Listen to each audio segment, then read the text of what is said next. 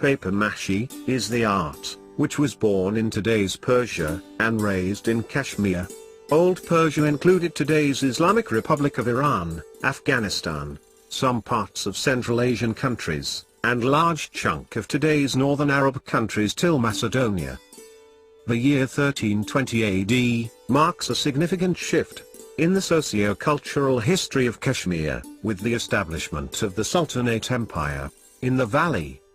As with most other Muslim dynasties of that time, in the Indian subcontinent, the ruling elite of the kings of Kashmir comprised a large number of foreigners, especially Persians and Central Asians. These foreigners included missionaries, preachers, and merchants, who brought with them an appreciation of art and crafts that had developed in the wider Islamic world.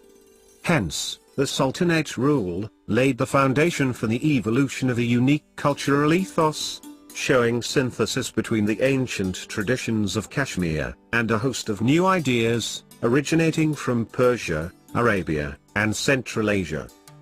The two men who stand out for their contribution to the development of this new culture are Said Ali Hamadani, from Hamadan, Iran, and Sultan Zainul Abidin. Said Ali Hamadani, who is popularly known as Shah Hamadan, was a famous Persian mystic, who is said to have been responsible for the widespread conversion to Islam in Kashmir. He brought with him a host of artisans and craftsmen, who found favor with local court. The 15th century king of Kashmir, Sultan Zainul Abidin, supplemented this work of Said Ali Hamadani. Among the various crafts that got introduced in this period was the art of making lacquered pen cases, known as karikalamdan. According to Encyclopedia Kashmir, the art of making pen cases from mashed paper was known in the Seljuk Iran, from where it must have spread to other parts of Central Asia including Samarkand. Most historical records maintain that the craft was to a large extent limited to the capital city of Srinagar, and that too within the Shia Muslim community, a majority of whom were immigrants from Persia or surrounding areas. Unfortunately, no paper mache object from the Sultanate period, that is 14th to 16th century, survives today.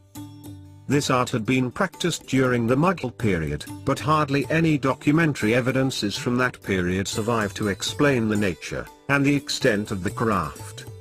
During the course of the 19th century, a number of French agents were operating within the valley.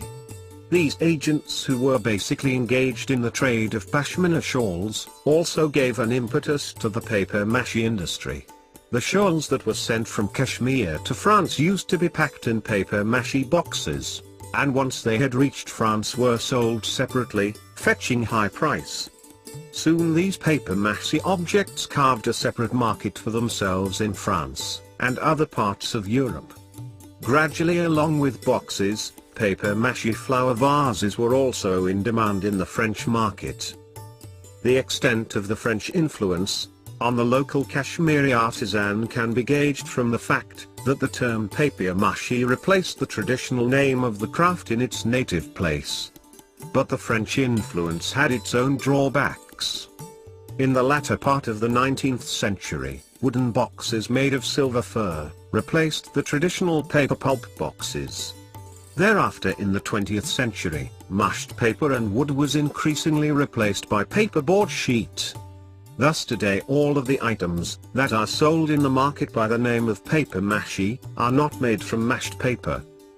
Indeed, what is referred to as paper mache, both locally and internationally, is the art of nakashi, or the painting of various floral, geometrical and figurative designs and patterns on the various items, covered with lacquer.